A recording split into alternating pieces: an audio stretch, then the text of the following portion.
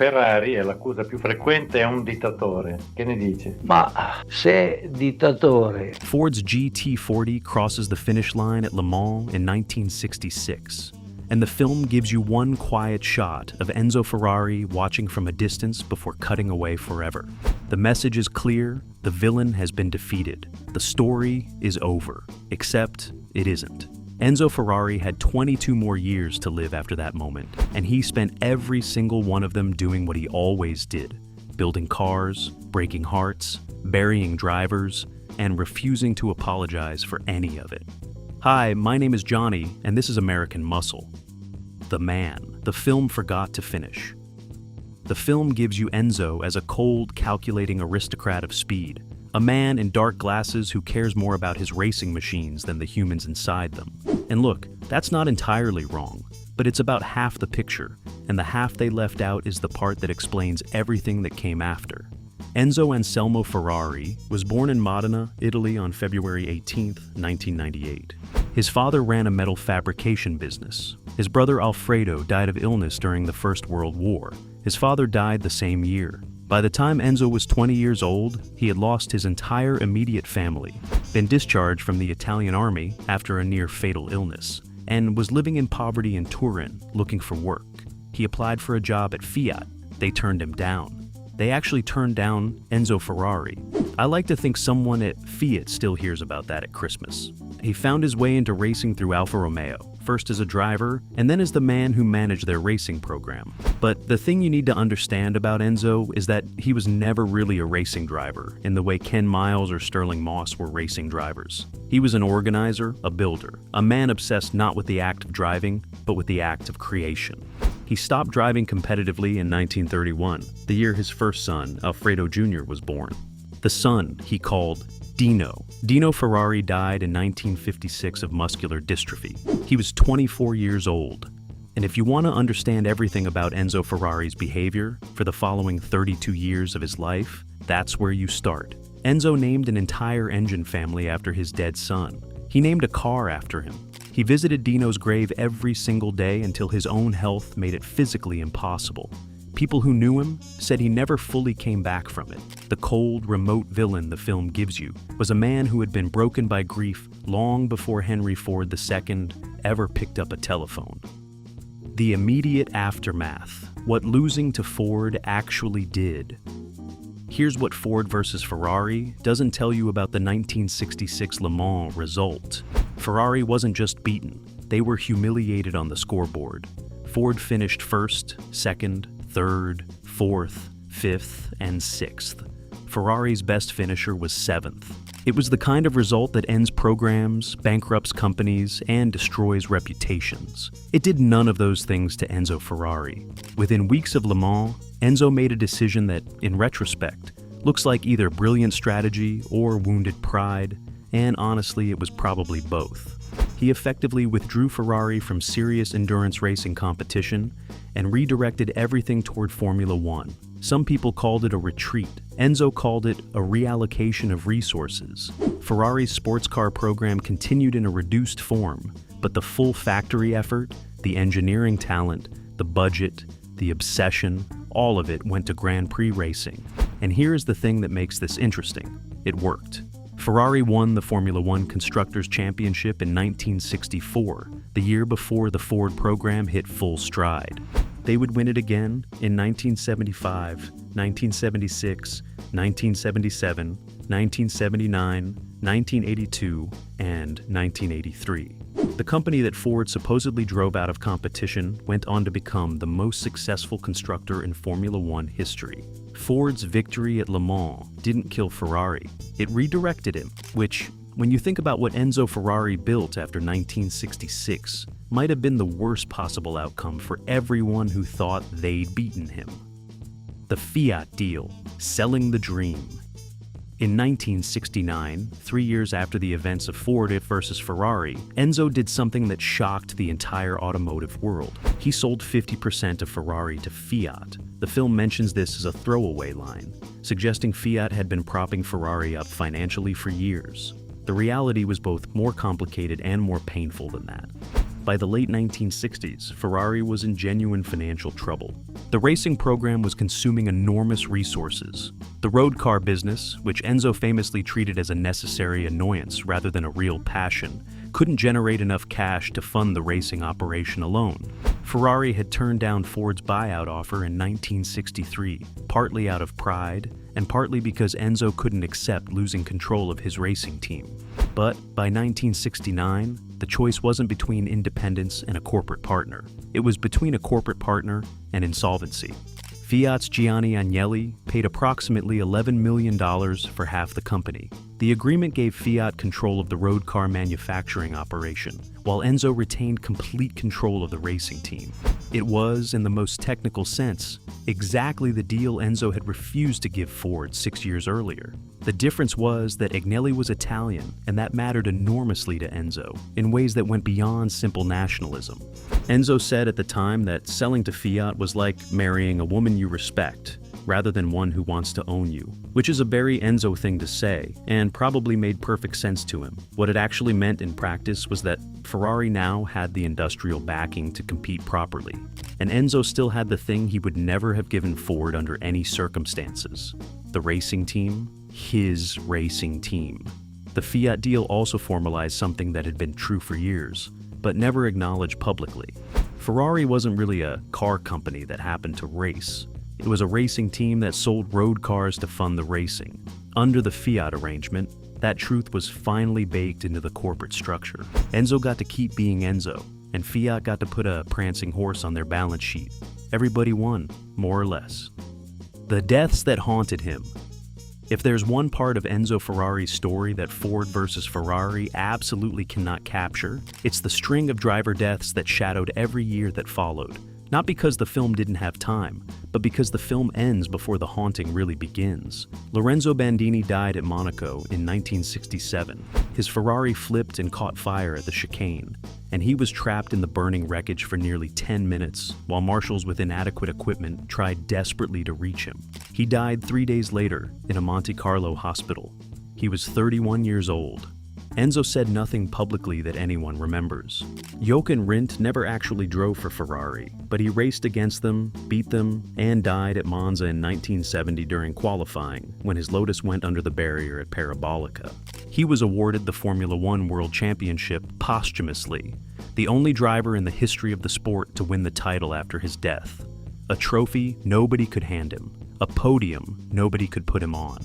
And then there was Gilles Villeneuve. This one is different, and anyone who knows Ferrari history feels it differently. Villeneuve was fast the way very few drivers are ever fast. Recklessly, joyfully, almost suicidally fast, in a way that made people hold their breath and lean forward simultaneously. He died in qualifying at Zolder in 1982, after a collision sent his Ferrari airborne. He was 32 years old.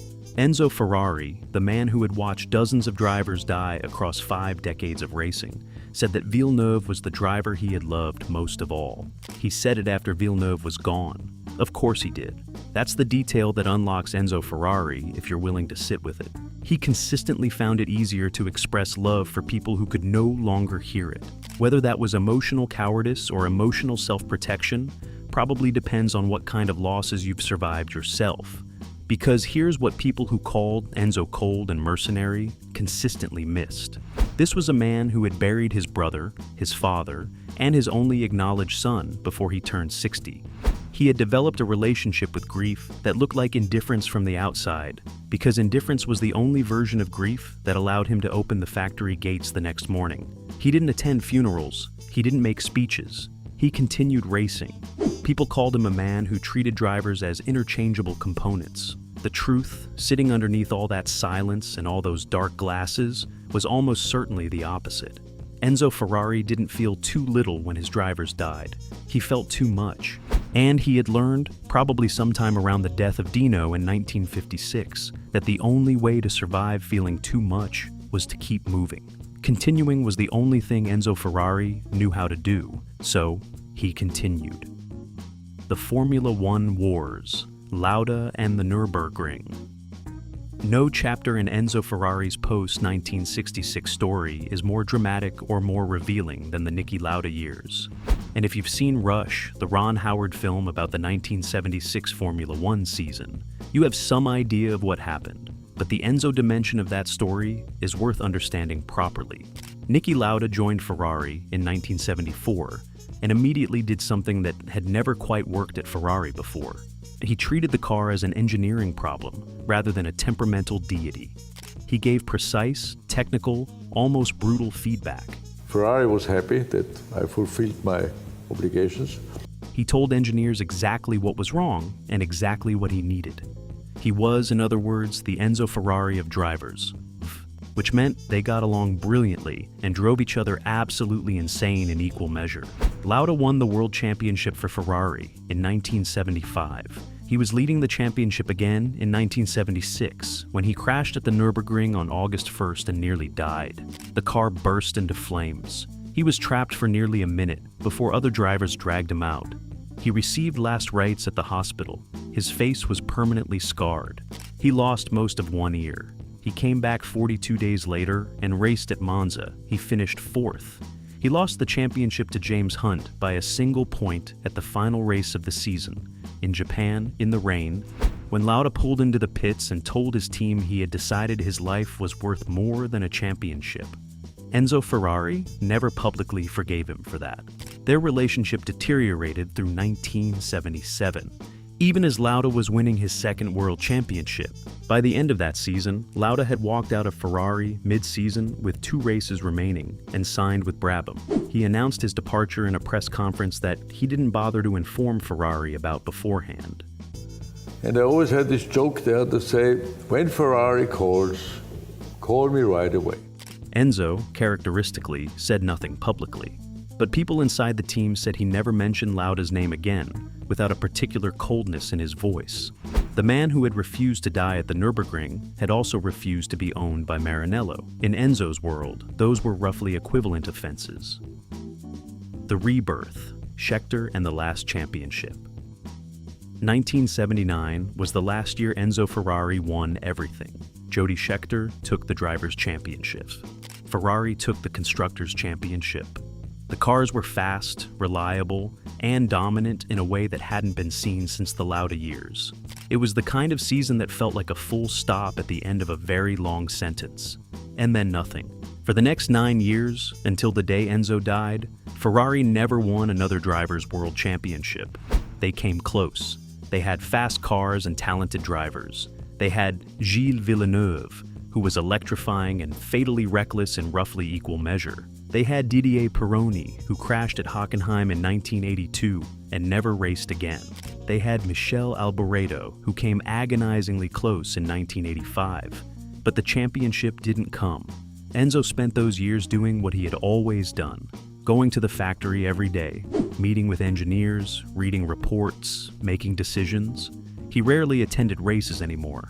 By the early 1980s, his eyesight was failing badly, and he had a genuine horror of being seen in public in diminished condition.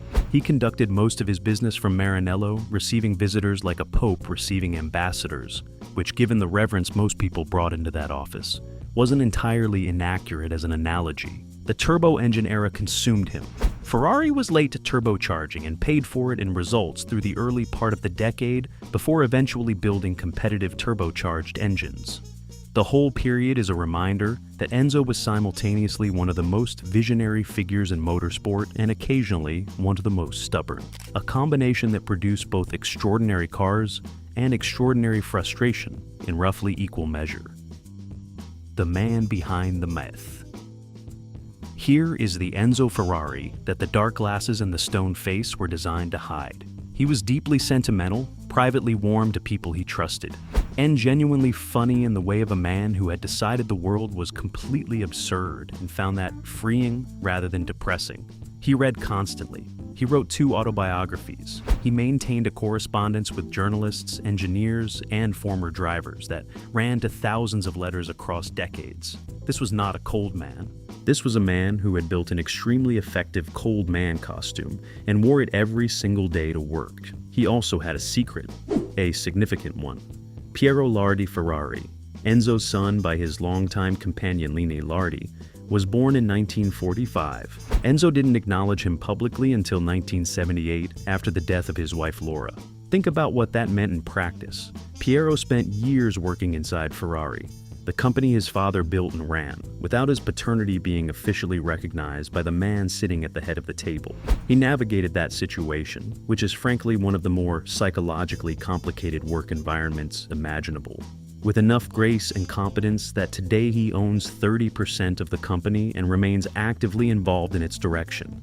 Piero Ferrari is, in the most literal sense possible, the living continuation of everything his father built.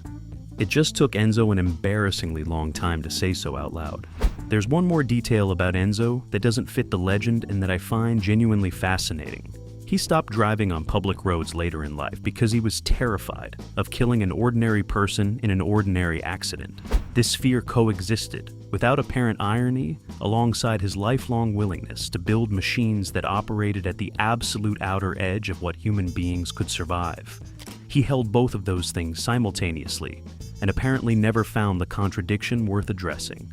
He once said that every time one of his drivers died, something died inside him, too. Given how many drivers died across his career, that statement is either the most honest thing he ever said or the most elaborate piece of self-mythology ever constructed. Knowing what we know about Enzo Ferrari, the honest answer is probably that it was both at exactly the same time. The final years and death. By 1987, Enzo Ferrari was 89 years old, nearly blind, and still going to the factory every day. He approved the development of the F40, the car that would become his final masterpiece, a raw, brutal 200-mile-per-hour machine that had no air conditioning, no radio, and no carpets, and that Enzo described simply as the most beautiful car I have ever made. He was right. And the fact that he could still identify what beautiful meant in a racing car at 89 years old, after 60 years of building them, tells you everything about the depth of his obsession. He gave his last major interview in early 1988. He talked about his drivers, about his regrets, about the cars he wished he had built differently. He said that the only thing he had ever really wanted was to win, and that the only thing he had ever really feared was stopping. Two things that, when you add them together, describe a man who had essentially sentenced himself to a life of perpetual motion. Enzo Ferrari died on August 14, 1988, at his home in Maranello. He was 90 years old.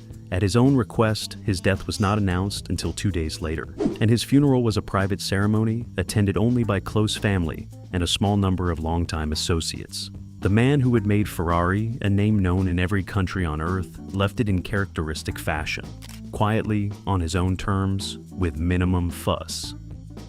What he actually built. Here's the closing argument for Enzo Ferrari, and it's a simple one. Ford versus Ferrari frames the 1966 Le Mans as the climax of a rivalry. Ford wins, Ferrari loses. Story over. But Ferrari, the company, has now won more Formula One Constructors' Championships than any other team in history. The prancing horse is one of the most recognized symbols on Earth. The name Ferrari carries a weight that no other automotive brand has ever matched. Ford won Le Mans in 1966. They won it again in 67, 68, and 69, and then they stopped. Ferrari never stopped. Enzo built something that outlived him by decades and will almost certainly outlive everyone reading this. The man the film treated as the defeated villain of someone else's story built the most enduring dynasty in the history of motorsport. Ken Miles deserved better. Carroll Shelby deserved more credit. Ford's 1966 victory was real and extraordinary and hard-earned. All of that is true, and Enzo Ferrari still won.